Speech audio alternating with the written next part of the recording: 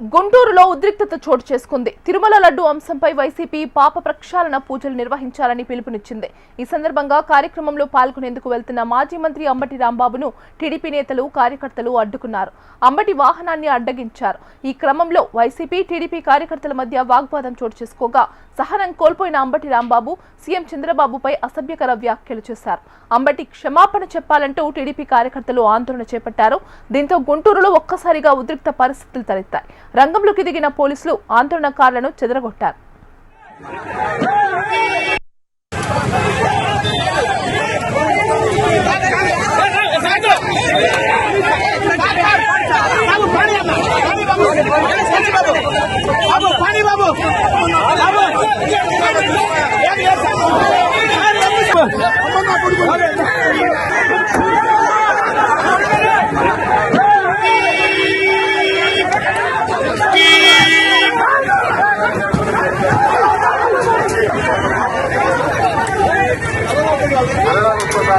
కంపల్సరిగా